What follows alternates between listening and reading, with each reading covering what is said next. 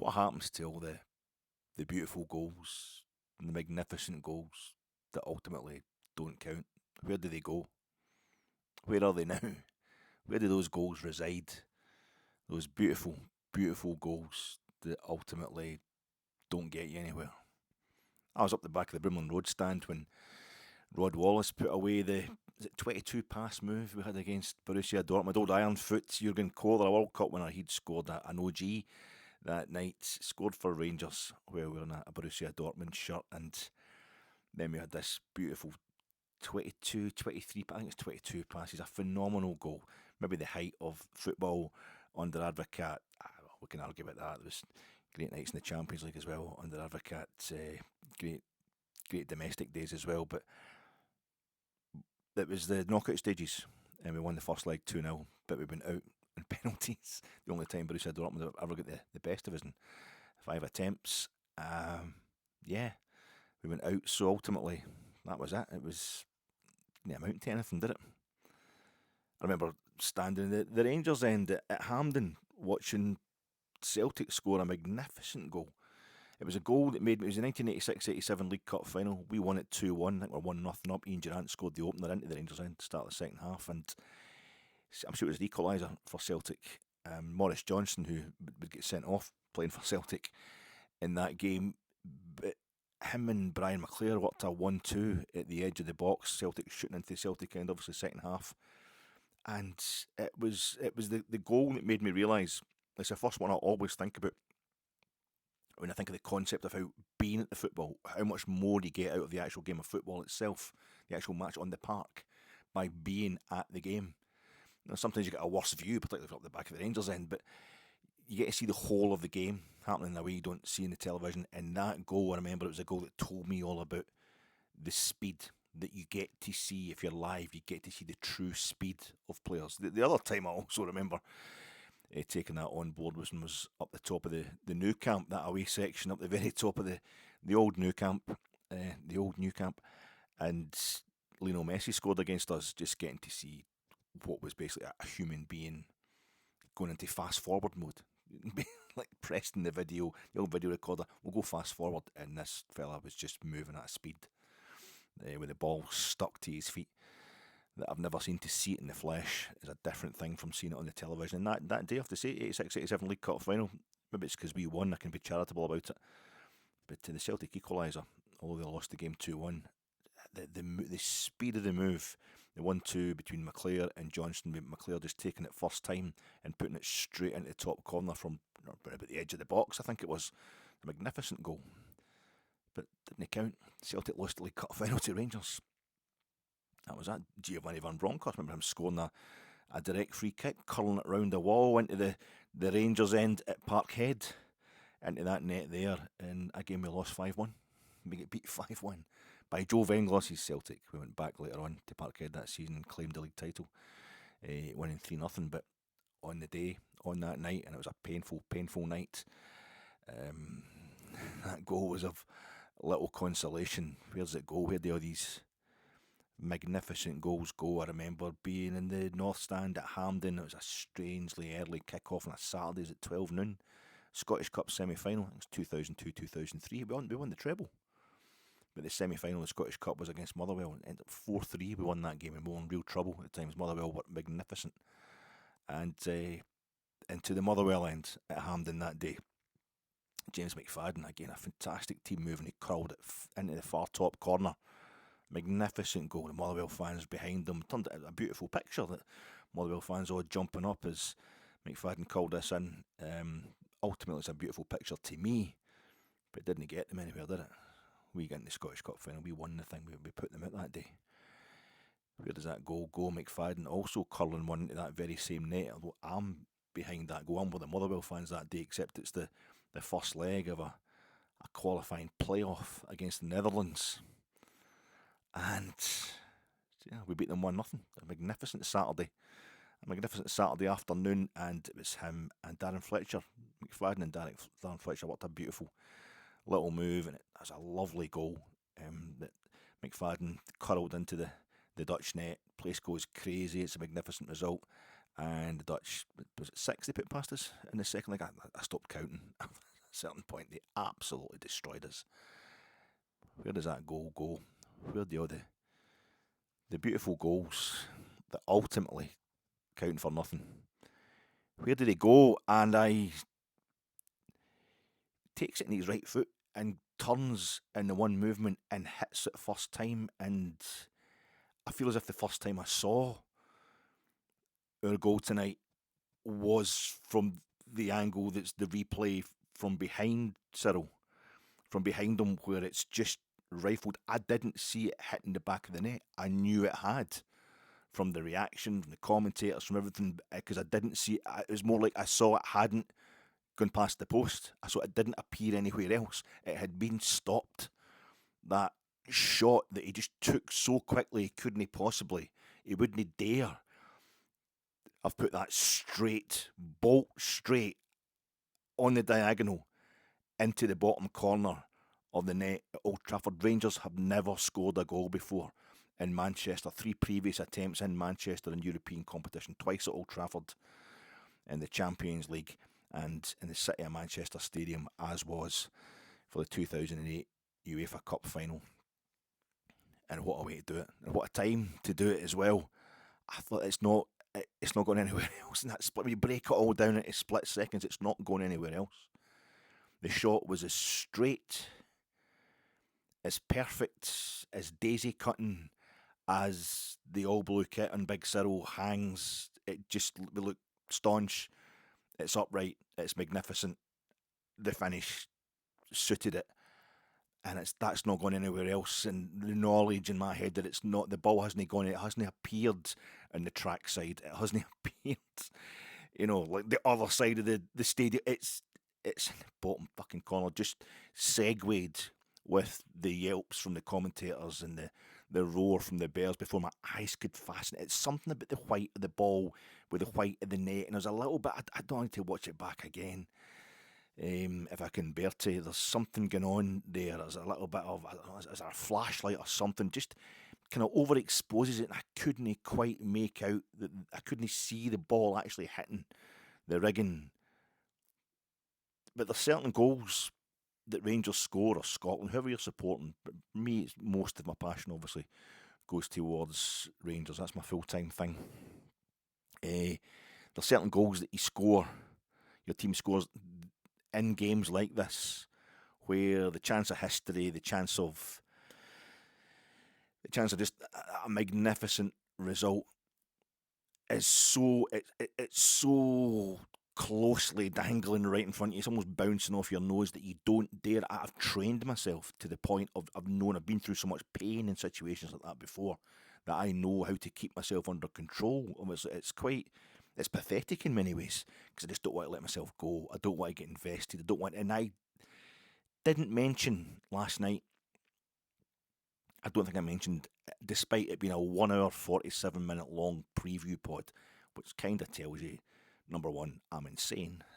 Number two, I'm really inconsiderate when it comes to everybody who wants to watch my pod. That was just, that was rude. And in the genuinely ignorant sense of just being, I totally lost consideration for it. I wasn't meaning to upset anybody, but a 1 hour, 47 minute long podcast is out of order. To ask anybody to watch a pod that goes on for more than an hour when it's one person talking is a bit much. But thanks to everybody. 1 hour 47 minutes, that's my record. And I think if Dessers had repeated the feat tonight, I'd probably be doing a 2 hour long pod, but I'll try and keep this as short as possible, folks. Because apart from anything else, you might have run out of power, and if you haven't powered your phone up, you know the storm's going to take it away tomorrow, take away the power, and the last thing you'll want to do is you're trying to hold your roof on top of your house is have to listen to a fat man yakking on about what might have been the story of my life. But at that point, when we scored, for example, in Dortmund, when we went 1-0 up in Dortmund, it was magnificent, and we've been playing well. We went 2-0 up in Dortmund. It was like, yeah, I can taste it. This is a magnificent performance from Rangers. We're on the cusp of doing something amazing here. It was only when we went 3-0 up that I could relax enough to know this is going to happen. We're going to win this game. We went 3-0 up that night in the second half. That John Lundstrom strike and the way it was constructed by Ryan Kent. that gave the signal that we were playing at a level that meant we were going to beat Borussia Dortmund in the Westfalen. But also, the goal was so aesthetically magnificent that I just couldn't hold it back, if you know what I'm saying. And apologies for if that image is getting a bit graphic, that metaphor, especially an old fat baldy bloke like myself. It's disgusting, I'm sorry. But it's the easiest thing to tally it with. And the ball hit the back of the net, and I lost it. And tonight, I just let it go. And of course, Dortmund immediately scored to make it 3-1. As if to tell me, you went too early. Happens to the best. Is a bit uptight. It's been a long week at work. But tonight, the same thing. I did not mention in that podcast last night something that was on my mind. It was honestly, I swear, in David Cooper's left boot, it was on my mind to mention the fact that there's every possibility the way Manchester United have been going this season, how bad it is under Amorim. I did the whole thing of saying they could just take it out on us tomorrow. It could be 5-0 Man United. We could get slaughtered, or we could go down there and beat them 3-0. They could collapse and we could get rid of Amorim. The one eventuality I didn't cover was the glory Man United comeback. I mean, I did talk about the 1999 Champions League final when they were 1-0 down. And we weren't winning tonight, and Man U didn't score at 2 in injury time, which was the scenario I was going to mention last night. They could be winning this game tomorrow up until injury time, and Man U will bang in 2 or 3 in injury time, as they so often do. Because of the romance, just because of the massive team, and they've got massive amounts of money, even compared to the Rangers. But I knew that was a possibility all through this game, but I think we had been so under pressure and we've got players dropping like flies. We started short. We started the game short in so many departments, having to do a bit of kind of mixing and mending and cutting and pasting and patching up, and then during the game, players are dropping. I think we've only played so well, losing so many players in a game of that magnitude in the 1991 title decided against Aberdeen at Ibrox, against Alex Smith's Aberdeen, when I get another club that are trying to get over, that trying to persuade themselves that they can get over the fact that Alex Ferguson is no longer their manager. The same for Man United tonight. And a game that we started with so many injuries and suspensions, and we were picking them up during the game, but perhaps because we were at home, we managed to suck that one. We sucked the ball in the net a couple of times. We had a big Mark Hateley. We were magnificent that night. I think we were magnificent tonight. We made so many mistakes. I know. And with Rangers being Rangers, and it's part of what's great about being Rangers. We've done to Old Trafford. Garnacho's, Man United are getting told by Napoli they should drop their asking price to 55 million for Garnacho. I mean, Alejandro Garnacho is a Spanish-born Argentinian international, which is kind of genealogically and geographically doping. It should. It's like kind of Frankenstein of football and beauty. You shouldn't be allowed to have that. Somebody who's born in Spain, who've just won the Euros, and the only team to win like kind of 3 straight really World Cup in the major tournaments, and he plays for Argentina, who are the World Cup holders and Copa Americas and stuff like that. It shouldn't be allowed, but we've been out the other night, and nevertheless, Rangers fans, right now and tomorrow and into the weekend, will be the decision making by Dessers. When it was the ball, Yilmaz getting the ball away like that. Jack Buttland punching the ball into his own net. But yet, despite all that, factoring all that in, that's part of the magnificence of how close we took this tonight. And I could see that performance. You're thinking we could crack, we could crumble, could end up being 2 or 3-0 here.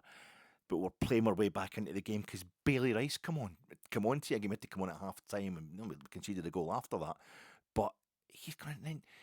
I couldn't even get Finlay Curtis's name right when I was talking about in the post-match reaction to us beating Fraserburgh, Highland League Fraserburgh in the Scottish Cup. And so I couldn't even get his Fraser Curtis or something, Francis McCourtney, whatever I was calling him. I just got it completely wrong. The boy's coming on and he's playing his part, and it's like Zach Lovelace is due to come on for Igamane. I know we've scored. Just Zach, you hang on. We'll bring on Leon King, and we'll just sew this up at the back. going into injury time against Manchester United in Europe at Old Trafford. I grew up, Manchester United didn't get beat at Old Trafford. It did not get beat at Old Trafford. Peter Schmeichel went up and, was it Rotor Volgograd or somebody like that? Peter Schmeichel went up and equalised against in the last minute, just to save Manchester United's, or maybe it's a consolation goal. Anyway, Man United getting beat at home, getting beat at Old Trafford, Europe, was something that didn't happen for decades. When I was growing up, it just never happened. And so for us to be in the cusp of actually drawing with them, and I kept it under control. That we're actually playing our way back into that game from kind of 70 minutes onwards, despite the knowledge that so much of it was going wrong for us. And I knew even if we scored, Man U could back up the part and score again. I know what Man United are all about, but I know what Man United are all about when they're playing Juventus, Barcelona, Real Madrid in the years. They do this last minute stuff. Liverpool, the best in the world. The teams with the money in the world. But my team, the club to me that's the best in the world, the greatest in the world, the loveliest in the world, we just don't have the money. We didn't even have the players tonight. And for us to go out there and play with it, so when that, for Cyriel to, the ball for Tav, the much maligned captain, Tav's useless again. Just what a ball for Captain Tav, who was having to play filling at centre half when he's not even fully fit yet and hasn't been fully fit all season. We get Yilmaz has played in, he started in the wrong position and then he's moved to a different wrong position during the game, and Tav just floats that ball in behind big Harry Maguire, who I was talking last night. I've seen him scoring the goals that put England into a World Cup quarter-final, into a World Cup semi-final. He's got winners in a World Cup quarter-final against Sweden in the 2018 World Cup in Russia. I was watching the game in Sweden. He gets a lot of slagging, does big Harry Maguire, but what a player. And we put the ball in behind him. It's £80 million they bought him for. And the ball goes in behind him because it's the ball of the century from Tav, and the touch of the century and the turn of the century and the hit of the century from Cyriel Dessers into that bottom corner, and I lost it. I did lose it.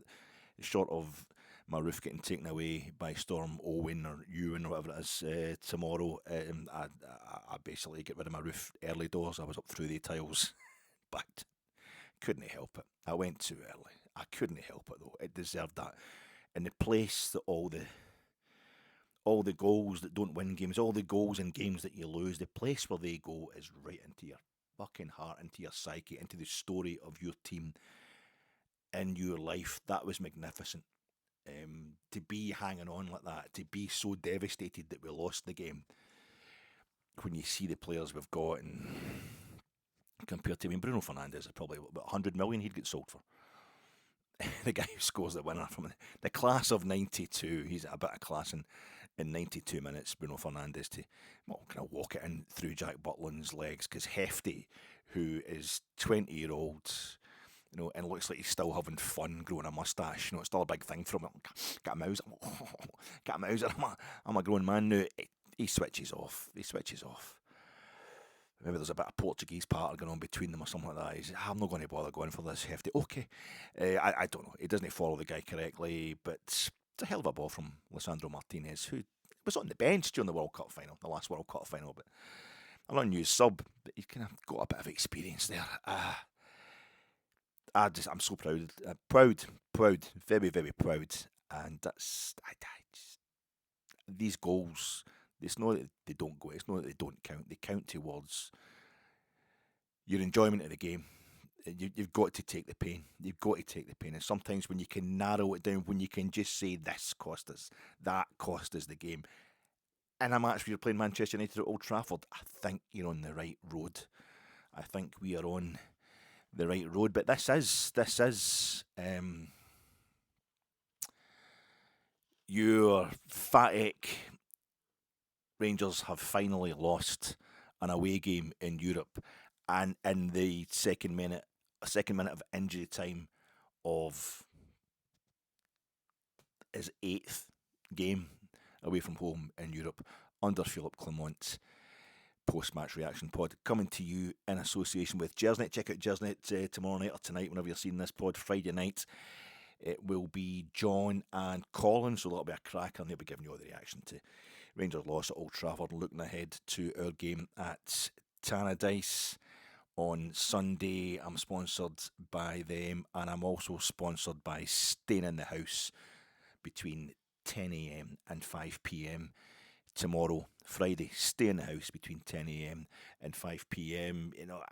But it's a storm. I've got a day off school, or I've got a day off my work. I'm allowed to stay in. Stay in. I can talk about it because a friend of mine, Alan, and we used to work together at AT Mays. I've told you about working for AT Mays, the head office in Saltcoats. I worked at the head office in Saltcoats because that was a big local employer.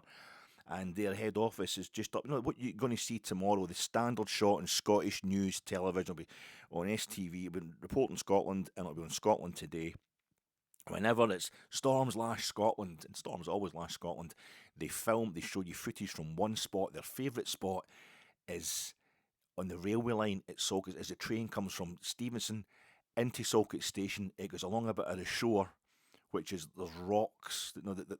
Basically the Firth of Clyde comes right up to it there. It's like the sea, and it lashes and it comes right over the trains. There'll be a train going past, and there's a couple of buildings you'll see on the other side of the train line. One of them is the covered enclosure for Campbell Park. It's home of 1920s Junior Cup winners, Saltcoats Victoria. And I've told you before that when I was working at AT Mays, that the boss who eventually sponsored Kilmarnock, he started off his venture into football sponsorship. The chairman worked in that area, the owner of AT Mays. I remember AT Mays sponsoring Kilmarnock. We used to sponsor the 11-a-side team for the head office. We used to play in the Larsden District Sunday League. We sponsored the league as well. Only reason we got to play in it. And our kit had the AT Mays sponsorship before Kilmarnock, because he started off with Sunday League. And then he moved on to the juniors before he moved on to actual Kilmarnock FC. But when we sponsored the juniors, the storms that used to lash Campbell Park had knocked over the covered enclosure. For years there was no cover at all at Campbell Park. So they got us to design. Who in this place knows, because everyone was done the cheap. AT Mays, it was a family company.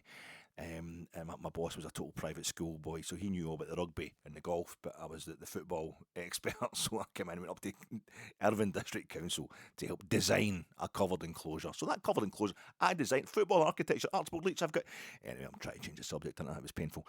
But that's the building you'll see on tomorrow night. If your television is working, if the power's working, waves lashing Scotland, storm lashes Scotland, it will be, they always like that, the footage, because it's really spectacular. The waves come right up and they go over the boundary wall, and they hit the train, and the train lines, and they sparkle off the electric cables, and then they slap one of these two buildings that you see is the back of the mace that I made indestructible, built it indestructible. The cover enclosure, Campbell Park, so look out for that being knocked down tomorrow in this Storm Owen. But around about the time on those storms, it was the AT Mays head office, and there was a gable, because it's a family-run company making money from anything. And the gable end of the office was a big old building up in 9 Yard Street in Saltcoats, which right up the top, right, kind of just out of the town. It's all the town in Saltcoats, but quite near the station as well. But there was this big billboard, there was a massive billboard on the side of it, which they sell it for advertising. The big companies were advertising that. And then one day I get the phone call. I worked in the property department. Don't know a thing about property. I was only just out of school, really. Dog's body, basic glorified dog's body. And my boss says, that was the chairman on the phone. He says that the billboard that's kind of hanging off the wall, could you go down and sort it? The billboard. And this thing is like twice the size of your house. Twice the size of my house. It's twice the size of this room. It's huge, massive billboard, like the one next to Esquire House, that kind of thing in Great Western Road, proper billboard. So me and Alan, both best pals and all that for your and same year at school and all that, we go out to have a look at this thing. And it was it was metal. It was actual, it was the backing of the billboard. No, the advert had all come off, but it was still stuck to the back. It was the backing, which is kind of, 2 or 3 inches thick, maybe an inch thick metal plate.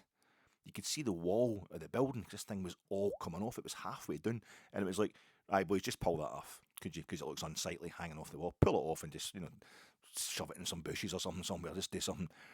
And I'm like, "Oh, all right, 17, 18 at the time." So, we pull this thing off the wall. And of course, the wind gets up because it's coming 9 Yard Street, looks over. There's a seaman's rest. There's a home for ancient mariners across the road, And then past that, it's the railway line. It's the railway line that's on the news tomorrow night with, you know, the sea, basically the Firth of Clyde. So it's all zip, the wind's coming right up, lifts this thing right out of our hands, slashes my hands, goes flapping about, and it just goes, this thing is, I don't know, you know, 20 feet by 20 feet or something. It just goes heading towards me, and I just duck, it just goes over my head. If I hadn't moved, I'd been decapitated. It would have chopped my head off. And the other building that's between the Seamen's Rest and that bit, and the other building that you'll see on the news tomorrow night, it's the slaughterhouse. It's a slaughterhouse in Sockets, and I thought that would have been pretty appropriate. Also, you get the Windy Haw pub just round the corner, come to the end of the drive. It's the Windy Haw pub. It's on 9 Yard Street as well. Just have it's the Windy Haw. It's called. No for any. So the last pub, you also get the Grange. No the Grange, not the one in the ZZ Top song. And there's the Labour Club. Was up there as well. So it's all been quite appropriate places for me to die. So it's the wind gets a hold of stuff and it throws it at you like a. But if you don't, it's no a joke. Stay in the house between 10 a.m. and 5 p.m. on Friday to avoid getting your head panelled by this the gathering storm.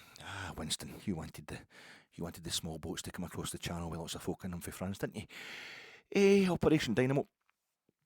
I'm trying to change the subject, folks. I'm trying to change the subject. Rangers, I'm talking to you shortly after Rangers have been beaten by 2-1 at Old Trafford. Their first away defeat, second defeat in this group stage, but their first away defeat in this Europa League campaign, this whole European campaign, if you want to throw in the one each draw over in Lublin against Dynamo Kiev in the Champions League qualifier that we ultimately lost at Hampden. But where do the goals go? Where do they go right into your heart? Total pride, it has to be said from me. But I usually like to, if Rangers have lost, and this is a painful defeat. This is a painful, uber painful defeat. If you're a Celtic fan or something like that, you're out there and you're wanting a bit of Schadenfreude, soak it up, because I am devastated. I'm devastated, but in the best, kind of most wholesome possible way. Still seemed the best result I've had from Manchester. I've seen the Smiths at Magnum Arena in 1985, or maybe half time at the City of Manchester Stadium when I Am the Resurrection was getting played, and we were 0-0 down there as we were tonight at half time. It was just a lovely feeling. It was a European final, and it was just, we were on the cusp of doing something brilliant tonight. But even as I was thinking, we're doing well here, players were hitting the deck, and they were going to come off injured. Old Trafford. Remember Old Trafford? Remember Celtic playing at Old Trafford? No against Man United though, but against Rapid Vienna, who play in green and white. Celtic playing green and white, and they played Rapid Vienna. I think Rapid Vienna played on red on the night. You know, that's a win. That's magnificent goals that count for nothing. That don't go anywhere when Celtic, you know, destroyed Rapid Vienna in the second leg. That was I don't know, last 16 or something like that in the European Cup, Winners' Cup it was. And a can landed in the park 50 yards for a Rapid player who hit the ground Rapid and acted it, and that was it. UEFA made them replay the game. They replayed the second leg, but to replay it at a neutral venue or a venue so many miles from Parkhead, that was the kind of punishment implied in it. So they went to Old Trafford, and it was like 40-odd thousand Celtic. I did my paper round. I was still doing a paper round at that point in time. I'm 38 years old. I was in a swap. There was a boy. I did his round as well. I got his money because he was going to Old Trafford. He wasn't going to be available next morning. And Manchester United, they also had to play a game like Equid. There must have been the same punishment because he ended up, it was in the 70s, just a few years before that. They played down in Plymouth. They played at Home Park, Plymouth. Home, away from home. It was their home, away from home. And Plymouth saw them getting beat off. They got humped 5-0 off Burnley last night at Home Park, but it was Saint Etienne. No, Plymouth who played in green and white. And it was Saint Etienne that Manchester United played because their fans have been causing problems away from home and said to play Saint Etienne so many miles from Old Trafford. They couldn't play the game at Old Trafford, and that's the green and white of Saint Etienne. It's a thing, isn't it? When you play, you get this. It happens in Europe. I remember I was playing CSKA Moscow in Bochum. I was playing them in Bochum in the first ever Champions League group stage when Ian Ferguson became, just as the first European Cup goal ever scored on German soil was scored by a Scotsman. I think it was Eddie Turnbull. Might have been Gordon Smith, the original Gordon Smith. I think it was Eddie Turnbull for Hibs against Rot-Weiss Essen. Well, Ian Ferguson, that was the first ever goal scored on German soil in the Champions League, because of course Leeds put out Stuttgart and then Rangers put out Leeds in the kind of qualifiers up to the first ever Champions League group stages. So the first Champions League proper goal scored on German soil in the Champions League group stage was scored by Ian Ferguson. That massive deflection, only goal of the game against CSKA Moscow, who'd moved their home game to Bochum, quite near Dortmund. We always got on really well in that part of the world. And the amazing thing is, I found this out in the Craig Houston Talks To podcast. Oh God, the fella that did, what is it called? The Gallant Pioneers. I can never remember his name off the top of my head. It's Scott McDermott. Is it Scott McDermott? Hang on a second. It's Scott McDermott. Anyway, the fella that wrote the Gallant Pioneers, a well-known journalist, and his name totally escapes me. Sorry, that'll go in the snagging list for the next pod. He was on that trip with Rangers working with the press, and they were due to go. He was on the bus with the team when they're going to go to their training session. And he was just talking about using it as an example of how Walter Smith lost his temper. Seen Walter Smith losing his temper or something like that up close. And it was because their training session the day before the game was supposed to be at Rot-Weiss Essen's home ground. And it was shut. Turns out it was shut. That's where Eddie Turnbull scored the first goal. And they've moved ground since then, but at that point it was at their old ground, was it? I don't think they'd moved ground by it. But anyway, I established that it was where Rangers were supposed to be training was the same ground where Eddie Turnbull had scored the first ever goal in the European Cup proper on German soil. And there was Ian Ferguson went and scored the first Champions League goal proper on German soil. And he was supposed to have trained at the same ground. Anyway, that's a wee coincidence. But it's an amazing thing when you play a game, these scenarios that come up. You used to get the actual playoffs when you didn't, before the days of away goals rules and penalty shootouts. When games were a draw, when they weren't even a draw, really, it was just but you used, like the first European tie we were involved in, we ended up in a playoff in the Parc des Princes in Paris, where we'd beat Nice at home, and then we lost to Nice away from home. The first European Cup game ever played, playoff in Paris, and we played Vorwärts of Berlin because of the whole East versus West thing that was going on then, the Berlin Wall, just going up a whole lot of political tension between East and West, whereas now it's just between the wokes and the people who live in the real world. We couldn't play Vorwärts. Now, I think we played them at Ibrox, but could we not play them in Germany, in East Germany?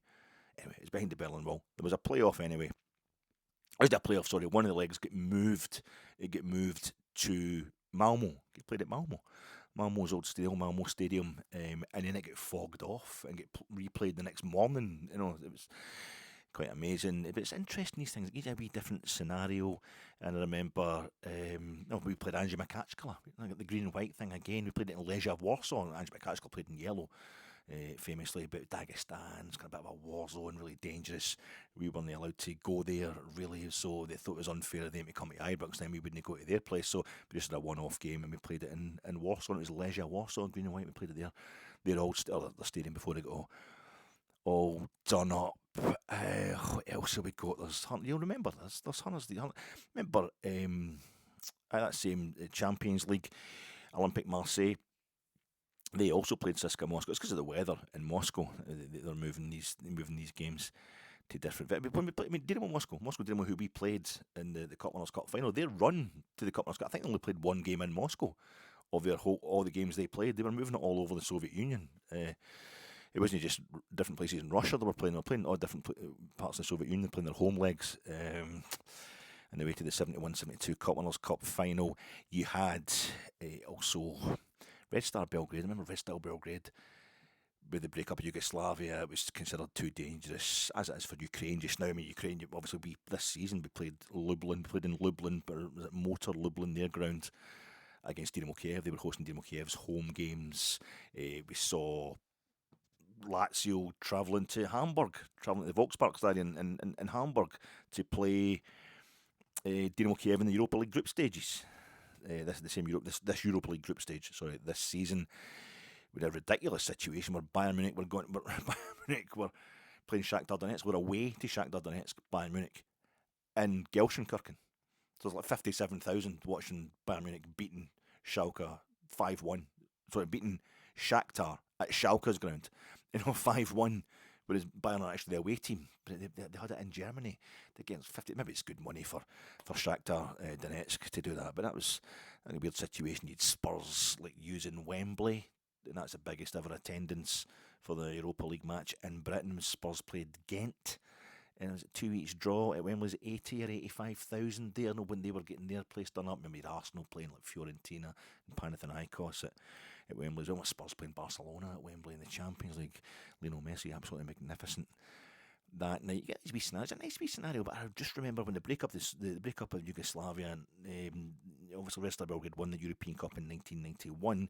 Then all the trouble started over there, and so the following season, that was 91-92 when they had the dry run. They had the group stages for the first time in the European Cup. It wasn't officially the Champions League, it was a dry run for the first official Champions League the following season. But Sampdoria, who would be runners-up that season, they were playing. Then they'd won the Cup Winners' Cup in 1990 and Serie A in 1990. Mancini and Vialli, these Lombard, Popeye Lombard. They were playing Red Star Belgrade, supposed to be in, or Crvena Zvezda Beograd, supposed to be in the Maracana in Belgrade, but it got moved to Sofia, the national stadium in Bulgaria, and it was a kind of 40 bits, old, concrete, communist bowl, Warsaw Pact type bowl, and it was raining, and the pitch was muddy, and both supports were able to get there, not in the same numbers that they would like to be there. It's better than an away game for Sampdoria, but it's still a hell of a journey for that. And the same thing for Sofia, and then for the Red Star fans. So it wasn't full, but it was well busy, and it was. I remember watching. I think Sampdoria won 3-2, and it was end to end. And you get world class players on both sides just going toe to toe with each other. Eventually, it effectively becomes that kind of scenario. Sometimes it's like a playoff. It's like a final. It's not a final. It's a neutral venue, which it isn't really supposed to be. Officially, it's Red Star's home game, but it was just the ding dong, back and forth, the intensity, the density, just a really intense, grubbly, gorgeous night of top level European football, no matter who won that game, and that was us tonight. That was Rangers tonight. It was just the same. I mean, CSKA Moscow, they also played Marseille in that group stage, the same group stage we played them in Bochum. They hosted Marseille in the Olympic Stadium in Berlin, and they drew one each, CSKA Moscow, and they played them after park at times. The goal they scored against was magnificent, and I think that was them saying, "This is what he can do to you, Monsieur Tapi." Alright, there's a wee bit of money there, and that was 6-0 in Marseille. So it's always interesting when teams don't get to play at their home state. Something happens and you're hosting a game at somebody else's stadium, or there's some sort of playoffs and that. That's not get rid of the Celtic fans at all, has it? I've not really been trying to get rid of the Celtic fans, but it's a tradition. It's something we do. We go on and on and on about something that's got nothing to do with the game when it's been a painful night for Rangers, and it was painful. But for all the right reasons, I think, for all the right reasons. Snagging List for the last pod, that was at 1 hour 47 minute job last night, is the pod itself. 1 hour 47 minutes long, that's ridiculous. I think what we'll do from now on, I just have to accept the fact that I get overexcited about European football when Rangers are involved, so I'll try and do 2 pods. I'll do one, maybe, like if it's a Thursday night game, Europa League, I'll maybe try and do one Tuesday night that's just all the kind of uptight, historical facts and figures and things that, I want us to win for this reason, and it would be lovely if we could tick off this, thing on some anorak list or whatever. I'll do all that maybe in a 1 hour pod, and then after the presser, the night before the game, I'll chuck up a quick half-hour job just talking about, the team and what the manager was saying and stuff like that. I shouldn't put you through that again, although it looks like I'm about to do it again right now. We're on TNT1 tonight. We're on TNT1 tonight because we're playing Man U. I'm thinking that's great. Rangers are on the first channel on TNT. That's a we're playing Man U at Old Trafford. They get total precedence, of course. This Europa League group schedule. We get 3 points from our 2 games. We get 3 points from our 2 games versus Ligue 1 sides. Which was fantastic. You think, oh God, we're going to play Nice away from home, and we're playing Lyon at home, especially when Lyon scalped us at home 4-1. Well, we went and scalped Nice 4-1 in their place, so that was that total. We got to 3 points. 2 games against the EPL sides, a much more impressive league, especially when it comes to European competition historically and at the moment as well. So ultimately, we've only got 1 point there, but we have to remember what we were thinking. Even me, somebody who has not always been fulsomely sticking up for, like, doggedly, or just kind of pedantically sticking up for Philippe Clement for the sake of it. I just genuinely haven't felt there's been a point where it's obvious that he has to be sacked. There's been times where it's like it's looking a bit wobbly, but there's always so much context. I'll see so much. You know what? I've been telling you the reasons all season why I don't think Philippe Clement should get sacked, and why it's his European form that makes me suspect that he could be the man for the job. But when we were struggling to win games at home, but win them we were for most of the early part of the season, and struggling away from home domestically. Even with the European form, I was saying European form's great, but I was throwing in the caveat, but I really am worried about what's going to happen to us when we play Celtic in the League Cup final and we play Spurs and Manchester United in this Europa League group stage. That could be, it was Spurs then Celtic was the main that we could get Horst in both those games, and he won't make it to Christmas. That'll be him gone. Well, we drew both of them, if you want, and we should really have won the League Cup final. And, you can say Cyriel Dessers should have scored his chance at the end against Spurs, but there's so much more goes into these games than just one kind of chance on goal. So maybe it wasn't the perfect result that we're looking for, but my God, it was so much better than we'd expected. And it's the same, also Manchester United at Old Trafford was another one we were dreading. Even though we knew Eric Ten Hag was either going to turn things around at Manchester United or was going to get sacked and somebody else was going to come in. This is when the draw was made for this group, when we knew what the schedule was going to be for us. And we knew we were going to Old Trafford in January. We thought that's going to be a tough ask. And we were, if a football had a hair, if a football grew, they're leathery, they're made from pigs and stuff like that, so the pigs are a bit hair. If it's a ball's hair away from getting a draw there tonight, and a few other things had gone away, it could have been a win. It was really painfully tight in the end, so I think we'll have to take that on board. Despite the frustration, you're only frustrated because we came so slow. We're not sitting here going, well, we're never in that, we're totally horsed, and it's a disaster. It was just, it's so painful because we took it so close to starting 11 tonight. Jack Buttland was back, Mr. Confidence himself. Jack Buttland, that's terrible. I can't go into Jack Buttland. I've had problems with Jack Buttland that are kind of maybe it's a personal thing. It's just he seems to be into a lot of things on a personal level, a lot of kind of mantras and blue sky thinking stuff that I think is kind of dangerous and it's up to him. Maybe he is just a really, really confident man, and I was happy when he was selected tonight. I wanted him instead of Liam Kelly to be in goals tonight, and I was happy when he was selected, and I actually worry for the man's mental health after a moment like that tonight, so I'm not going to get onto him at all. I've had wee digs in that about Jack Buttland not being quite as good as he thinks he is, and there was a whole lot of stuff about the board having to persuade him. I think it was interviewing the board really in a pre-season flight somewhere as to whether the Rangers was good enough for him, and that kind of got my back up in the way he's come across in a few interviews now. But it's a total personal thing. It's me being really petty. But that tonight, we're not going to get stuck into him for that. I was pleased tonight. I have to be honest, when I knew that Jack Buttland was going to be in goals. That was maybe the only thing approaching a surprise, because basically the team basically picked itself tonight.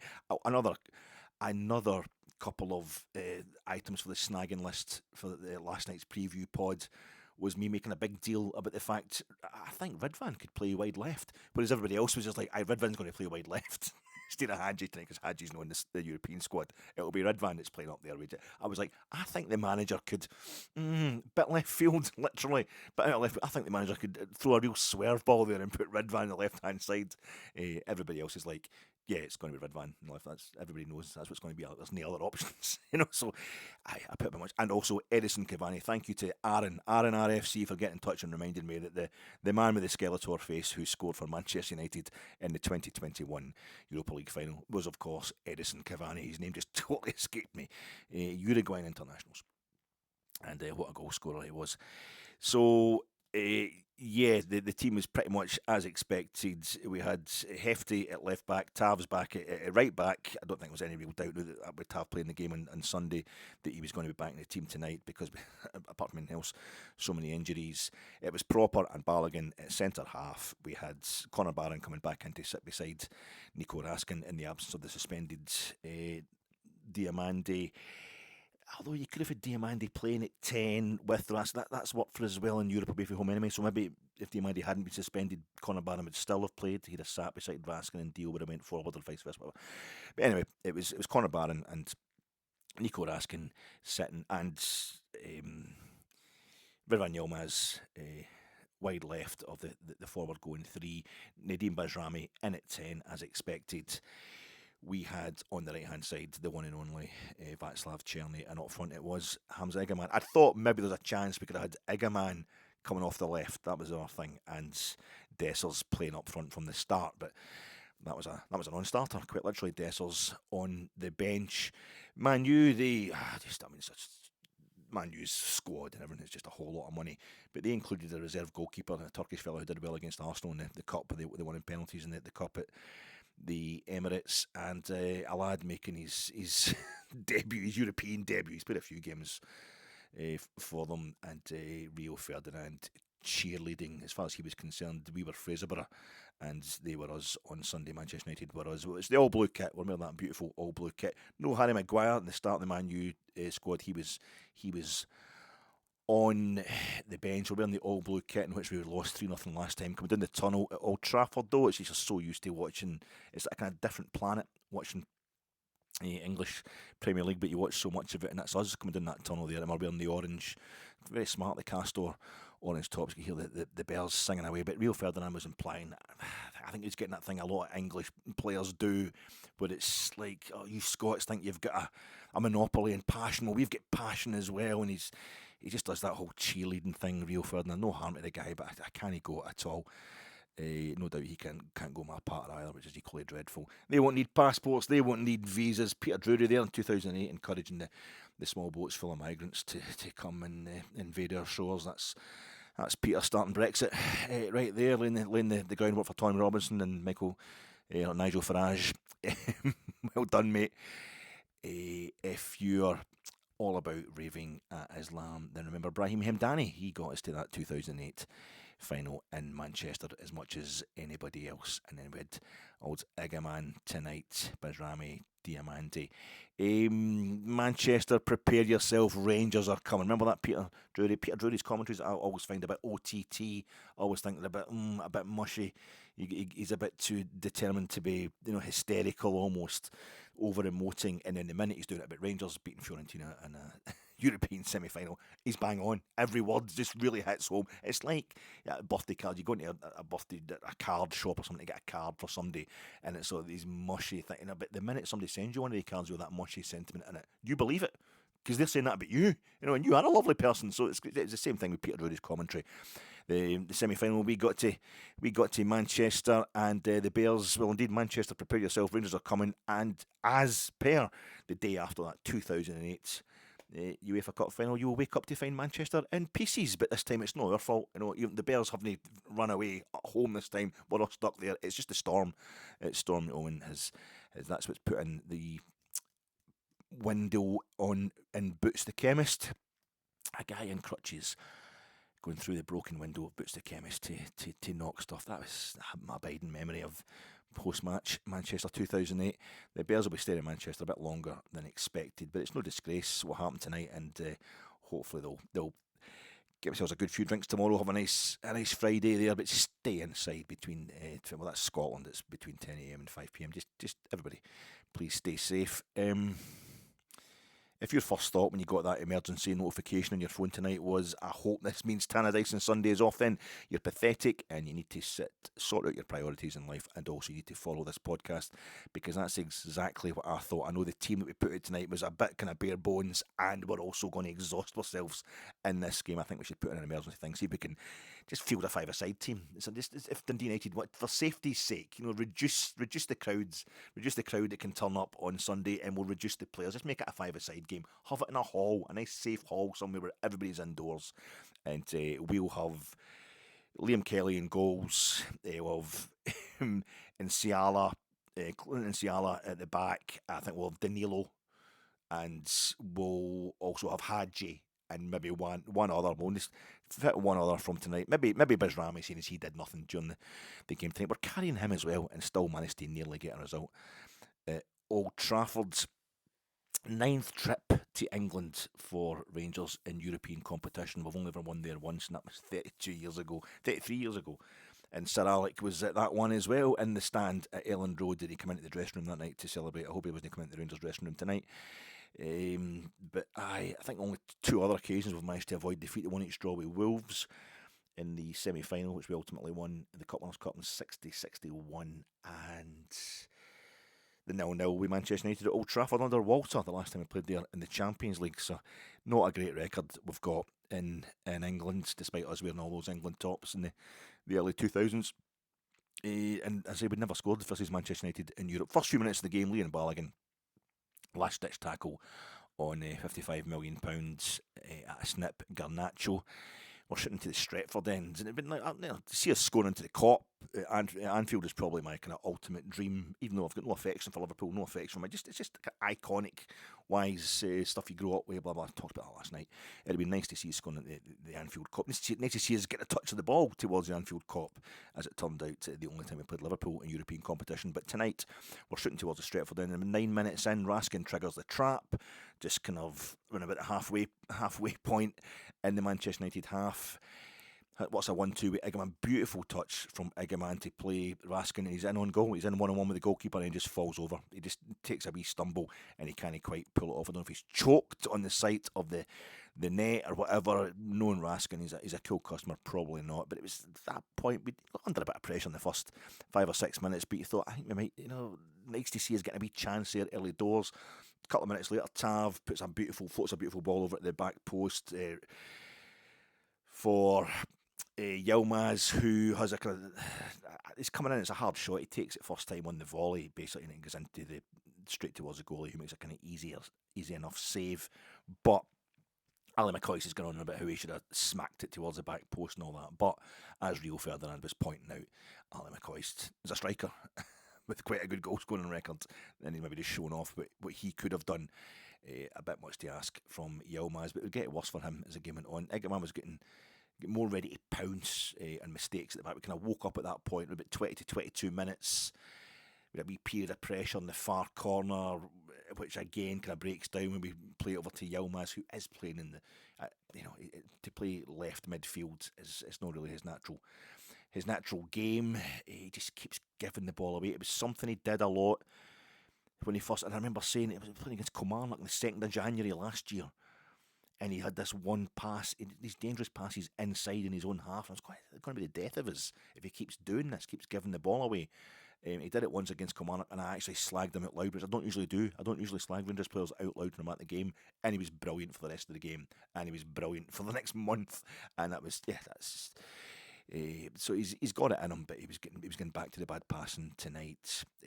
Raskin blocks a Garnacho shot for a corner, but 23rd minute, it goes in the back of the net. Delict gets a head on it.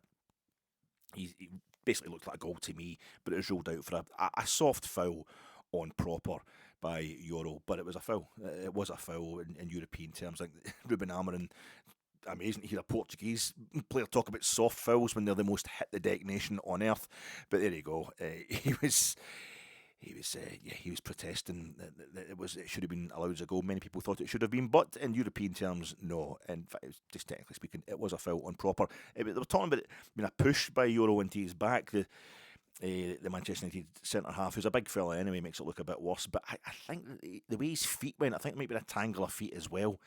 The camera didn't quite pick up, I'll say that anyway. But we got off with one. Man, you had the ball in the back of the net from a corner. Us looking terrible at set pieces. Again, bit of a worry. But within by the 30th minute, we had 2 corners, one from each side. And, we should have... There was a push. It was Proper is up for that corner at the Stretford end to try and score against Manchester United for a corner. And I think it was the first one that Tav floats in. Or was it Cerny that put it in? Somebody pushes Proper in the back. I think it was Euro again. It was a more solid hit than Proper had taken for Man U's goal to be disallowed up the other end. I thought, you should have hit the deck there, big man. So it's almost kind of made up for it in the idea that Proper was at it, that he was doing a bit of cheating. He should have hit the deck there, and then he could probably have got a penalty for it if he'd gone down, but it wasn't to be. 36 minutes, Man U are through on goal. Jack Buttland comes out. He did a nice, easy couple of steady catches early in the game. I thought to get himself his first game in a while. Jack Buttland had a kid, and then had the whole. He played after having had a kid, but a bit of a nightmare at Motherwell. But then he had the problem with the internal bleeding in his leg, which sounds horrendous. But this was him back. So you're a bit worried about him. You know, he's back at Old Trafford, where he's been before. You can tell he's a very ambitious chap. This was probably where he thinks he should be, so I was wondering how that was going to affect him. A couple of steady saves to get his confidence in, and then, you know, it's a great save. He comes out and it looks like it's a certain goal for Manchester United. They're an on goal, and he comes out, makes a cracking proper save off his thigh, spreading himself, Peter Schmeichel style. 38 minutes, Igamane has a shot from the edge of the box, and it hits off somebody, takes a bit of a deflection, but the keeper gets down to it and just pushes it around the post, and you're like, oh my God, I nearly saw Rangers scoring a goal in European competition in Manchester. What a dream that would be. And we got a couple of corners there, but the 44th minute, Buttland does a great save from a Martinez shot from outside the box, a decent save. You're thinking, are we going to go in here at the break at least 0-0? You know, touch wood and what have you. And then the commentator mentions that Manchester United have conceded in their last 12 games. You're thinking, maybe it's a bit of a beamer that we haven't scored against Manchester United. And then Conor Barron just sits down. He's obviously had a bit of an injury. He gets back up and gets back on it again. But you're thinking, half time, Balogun. He goes down. He had a cracking tackle, Leon Balogun, say last tackle, right at the start of the game, and it was that kind of tackle you think Leon Balogun doesn't last whole games these days. 36 years old. He's a great guy. I love Leon Balogun, but games of this intensity, he's not going to last them. He's not going to last them, and that was the tackle he had at that moment. Was a kind of tackle, the one that the ball was going to take your ankle away from you, and you know you're going to get a sprain or something like that. It just made me think maybe Leon Balogun is not going to last this game, and we are struggling for centre halves. We don't have anybody else on the bench. Leon King supposed to be, but so second half, Leon Balogun and Conor Barron do not come back out. They have both been subbed off. Just me thinking things are going okay. Man, you bring on Harry Maguire. Big old Harry Maguire, just as we're losing a centre half. The one thing Harry Maguire's good is attacking corners. Ross McCausland has come on for Balogun, and Bailey Rice comes on for Conor Barron. Big moment for Bailey Rice. We know what we think he's capable of. Maybe we'd have liked him to get bled in a bit more easily. And deep-ended here, half-time at Old Trafford. So Ross McCausland comes on for Balogun, but it's Tav who goes into centre-half, and Ridvan Yilmaz goes to right back, and Ross McCausland goes over and plays on the left hand side instead of Yilmaz. So it's a hell of a lot of changes, not just in terms of personnel, but in terms of the positioning as well. We've still never scored. If Man United are into the Stretford end or in Manchester in Europe, we win a corner in the first minute, the second half. But 48th minute, Manchester United get a corner, and Igamane clears it from being in the position that Tav is seen almost physically dragging him into. You see, Hamza, he's shouting him, over here, and it's almost like, no, I just want to play up front and score goals. I don't want to go in defence. You're going to go in defence. Stand there. Here, no, further back, not to the left a bit. And that's exactly where the ball landed. And Hamza Igamane's getting the praise from the commentary team for a great clearance. Tav put him there. 49 minutes, Cerny. Great work. The ball breaks to Rice, Bailey Rice, edge of the box, and he just kind of hits it over the bar. He came close a couple of times against Fraserburgh. This is a bit different. Quite close again. You're seeing, this could actually happen still with these players in the park. We have these moments that we could actually be getting a goal. It's not as if we're getting totally played off the park here. And then at the 50th minute, Cerny puts his 4-3 up in terms of shots on target. Another save for the goalkeeper. 52 minutes. Yilmaz has a nightmare. I get 2 passes in succession in nightmare areas in his own half to Manchester United, straight to Manchester United players. It's a corner, and then from that corner, Jack Buttland just punches the ball into his own net. He's not under any pressure. In fact, he's leaning forward. Maybe he's conscious of the fact that we're a centre half down. We're struggling aerially, defensively, so he wants to come out and kind of command that box. Maybe it's because he wants to be a hero of the Stretford end. I don't know. I'm being sarcastic. That's terrible. I shouldn't say that. But a team under pressure in Manchester United is given a lift. They're gifted a lift. As I say, I've I've had my problems with Jack Butland before. This is not the time to be getting on to the fella, because he must have wanted the earth to open up. I certainly did. I was absolutely devastated that we just kind of given it to them so easily. Is it on the manager? Is it going to be on Philippe Clement? This is one of the things that makes Rangers great. You know, nobody's caring about the amount of money Manchester United has got. They're in a bad run. I don't care how good the league is, but Man, you're in a bad run, and we've punched the ball into their net. The goalie, it's no on him, because Liam Kelly should have been able to keep his place. We saw what Liam Kelly, how he suffered against Hibs at Easter Road, so I don't know if he'd have got on much better, but it was a terrible moment. Just a terrible moment. Manchester United have been given the lead and given a lift, and you can feel even coming over the telly, you can hear the songs for the Man U fans, a bit of a library at Old Trafford at times, but suddenly they get a bit of a lift, and you think we could crumble here. 59 minutes, just before the hour, Cerny just sits down. Cerny sits down, and that's him. We've played him to death. Is that on the manager? Has he been overplayed? Well, Cerny himself was getting his manhood was getting questioned, wasn't it, when they said that he needed a break, because he's played twice as many games in 6 months as he'd played the previous season before he came to Rangers. That was Christmas time.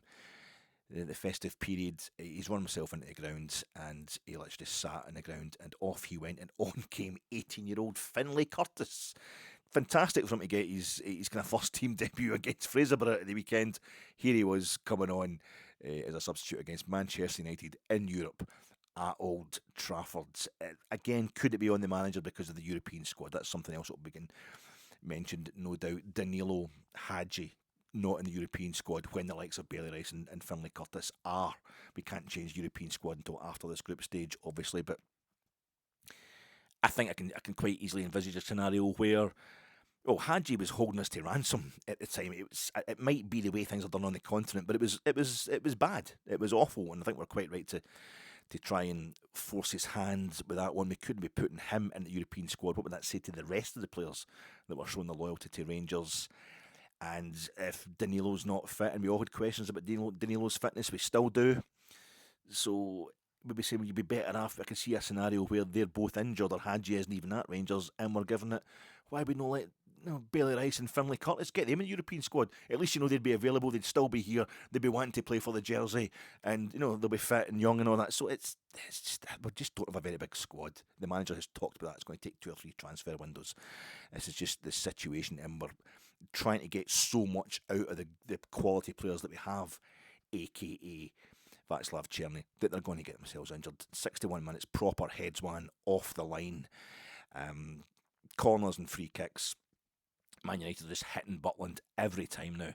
They get the ball. 66, 1966, Harry Maguire, England international. He is in acres of space. Christian Eriksen puts the ball right in his head in our box. Point blank miss. Puts it past the goals. He should really have buried it, but he didn't. And I just started noticing it was about 70 odd minutes. We took Bajrami off for a start and brought on Dessers. It was disappointing tonight, Nadim Bajrami. He does do well in Europe for us, I thought anyway. That's where he's had his best games for us, I think. Played well in the League Cup. Plays well in the League Cup at Hampden. But he didn't. He had a chance to shine tonight. We really needed him, and I felt as if he just didn't have the legs. He didn't have the attitude. He's certainly not. He can't be mercenary anyway, because if you're just at Rangers to get a better move, to get yourself a bit of a profile in the English game, to get a bigger move down south or something like that, then you would be running your heart out at Old Trafford, and he certainly wasn't. He put in a tackle. I think it's when his number come up. I don't know if it was after his number come up or whatever, but he started seeing movement on the bench. But he put in a sliding tackle just as he was about to get substituted, and he won the ball on the deck. And it's like, have you just done that because you know you're going to get subbed off? If you'd done that a bit more often during the game, we'd have been anyway. 74 minutes. Igamane does absolutely brilliantly in the right hand side. Just makes stuff out of nothing. Just pressures players. Doesn't he give up? Has no respect, no fear of the opposition, and he fires a great cross to Hefty, who's at the edge of the box. And Hefty, this is the moment. I thought Hefty is going to score. He's so Yogo Bonito. He's so bouncy. He's so dynamic. I think he's going to score. I don't think he's scored for us yet, has he?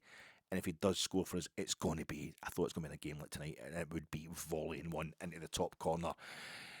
Brazil style, but no, he just hit it straight at the keeper. Raskin, 71st minute, 77th minute or something like that. Raskin, again, activating the trap, catches them out, but Dessers isn't quite ready. He's at the edge, kind of towards the edge of the box, Dessers, and I just think he's got the speed basically. He's not able to take the ball and go through on goals, and it looks like it's bad for Dessers, but I don't know if it just wasn't physically possible for him. But you suddenly realise that we've been actually quite good for the last 7 or 8 minutes. This idea that Manchester United were going to run over the top of us, not quite happening. A free kick, I think it was a free kick for Man United in about 81 minutes. Man United had a free kick around about 81 minutes. Sorry if I'm mumbling here, I'm trying to get this all out of my system. Jack Buttland did a great save from Ugarte, the Uruguayan who'd come on for Man U. So that's, you know, he got himself back into the game. Buttland, he did not crumble after the huge rick for what at that point was the only goal of the game. Bailey Rice, what a ball to Dessers. A magnificent ball from Bailey Rice to Dessers from about 83 minutes. It was offside. Dessers was just offside, but Dessers hits the post with the resultant shots, and it's like we're keeping Man U nervous. Things that got towards the end of the game, Man U are thinking we're only winning 1-0 here, and we've been conceding goals for fun. This crowd could turn on us any second. I think they started to get a bit nervous. Butland another good save, kind of 86, 87 minutes after Igamane had been fouled out in the right hand side just before the halfway line, just within our half, and the referee didn't give it. You actually saw the replay of the foul.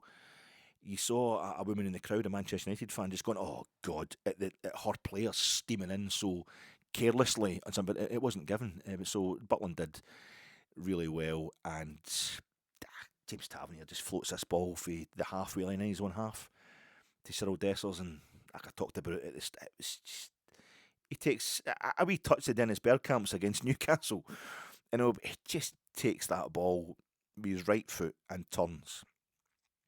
And then first time his left foot rifles it into that bottom corner. And that wee hat trick against Fraserburgh maybe warmed him up. 3 goals in the Scottish Cup. With 3 goals in the League Cup. That's him getting his 3rd goal in Europe this season. He scored way more than 3 in the league for us. Cyriel Dessers takes an absolute pounding. He scored away from home against Dynamo Kiev in the Champions League qualifier. He scored away from home against European trophy holders, Conference League champions Olympiacos, against any Greek side in Greece, in the atmosphere that you always get there in European competition. He scores the equaliser over there, and here he is scoring a goal for the ages. A goal we'll always remember. I don't care, we lost the game. It's the first goal we've ever scored in Manchester in European football, and it was just absolutely sumptuous. And I lost it. I lost it in that living room of false hope. But there's nothing false about the genuine joy, pleasure, and pride I felt in that magnificent finish into the bottom corner, and you just try, it's like Zach Lovelace was supposed to be coming on. Cancel that. It's going to be, we're going to get Leon King on. You thought Leon King, who was it? Anfield. We get deep ended at Anfield and did okay. So that's him played at Anfield and Old Trafford in European competition for Rangers. But it didn't last very long. 5 minutes injury time, and we kept the ball up. We kept getting into the Man U half, getting near their box and looking that we could do something to them, even after the goal, which Hefty should have kept goal side. Should have kept up with his man.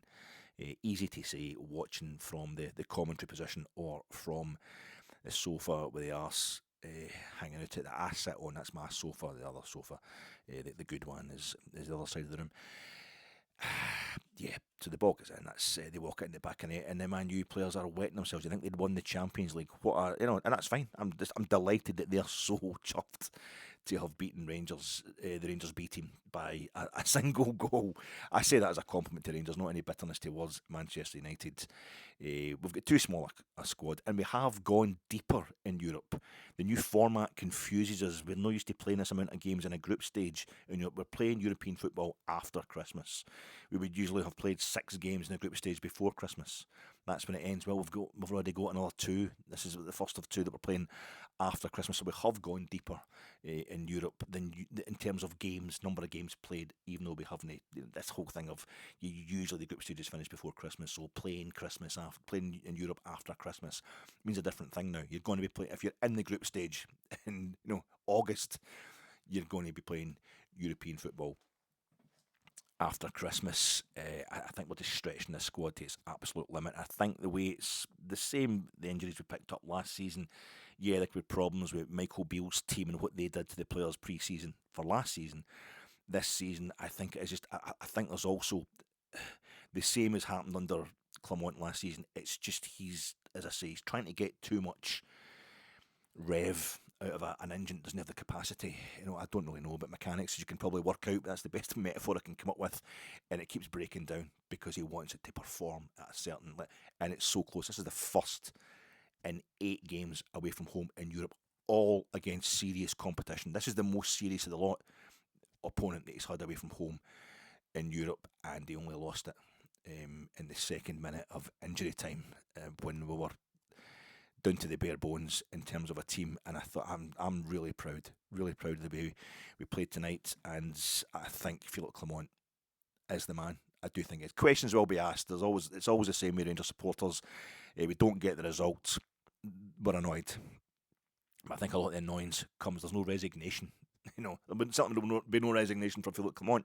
There's no resignation amongst the support. We're angry and that kind of, if we'd fucking done this or done that. Dessers made terrible choices. Yilmaz's made terrible choices. We all did.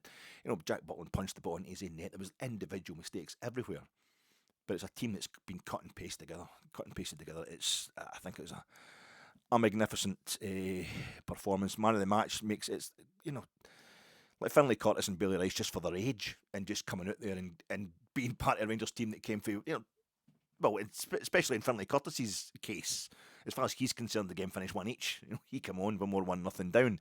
But for Bailey Rice at his age as well, to be a part of that, Ross McCausland, still a relatively young man. He doesn't get a lot of experience. He's scored for us away from home in Europe this season, but I think Yilmaz having to play 2 wrong positions, it's hard on him, but he made the kind of number of mistakes. It means he can't be a contender for man of the match. But I think Proper was magnificent tonight. I think Proper was tremendous. And Tav, the captain, definitely led by example, swapping positions as well during the game, coaching the younger players, getting Igamane on the rights. But I think you just saw, some Rangers fans still need to see what Tav did. I don't understand that at all. He was magnificent tonight, and Igamane, I think Igamane probably gets it. Nico Raskin was doing a lot of running, a lot of putting himself about, totally believed, but he would a lot of bad choices with his dispersal of the ball, the way he's distributing the ball wasn't up to crack. But it wouldn't be against that kind of opponent. But I think Igamane, all round, considering the lack of service he's getting from a much weakened support act, the midfield support is, there's no Hadji playing there tonight. There's no Danilo. I thought he was magnificent again. Igamane's. It's probably between him and Proper, but I'm not going to pick anybody. It's between those two. As Man United celebrating like they won the Champions League. £55 million for Garnacho. Bruno Fernandes would be worth £1 million. We've basically got the B team out there, as I'm saying. That's now 1 hour 12 minutes after me saying it's an insult to go over an hour, but maybe an insult to go less than an hour after such a prestigious, such a momentous, and ultimately a sickener, but not a sickening night. I think it's just a night of real pride. I'll be back to do a preview of the Dundee United 5-a-side game if it takes place tonight, folks. But you batten down the hatches and charge up your laptops, charge up your phones before the electricity goes out tomorrow on Friday, because I want you to be watching this pod by candlelight, which I think would be the appropriate kind of mood, the appropriate mise en scène to review a game in which kind of gothic, almost ultimately miserable, but just enjoyable. It really was enjoyable, and a night of pride for the team from the Clyde, and a lot of work to do. I haven't even talked about the situation in the Europa League. We've dropped to 13th place. We're on 11 points. Again, the team that we're playing next, we've only got one team left to play in this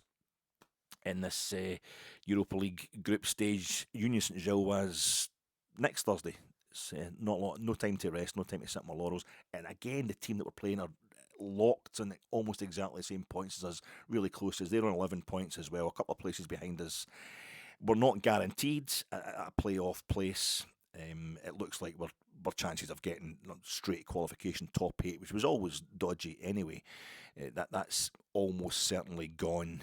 But I think the only thing really we want to do next week is make sure we're in the top half of the middle section, because I think the seeding goes on within the playoff. The teams that are in the playoff in the last 32, whatever it is, the next round, the playoff round. The extra rounds of knockouts, we want to make sure you're in the top half because you're seeded. Maybe we don't. It just depends. It's a really tight tournament, a really tight format. But we've got Union St Gilles, who a team that when we played them, the only time we played Union St Gilles was the second time we've met them. The first time was a home and away thing in the Champions League, and we played them third qualifying round.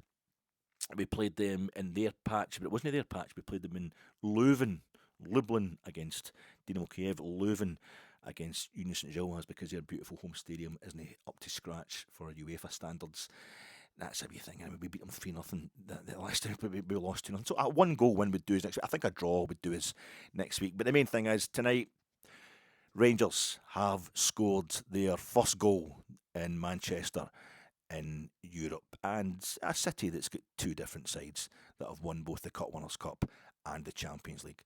That's quite an achievement. Nice one, Cyriel.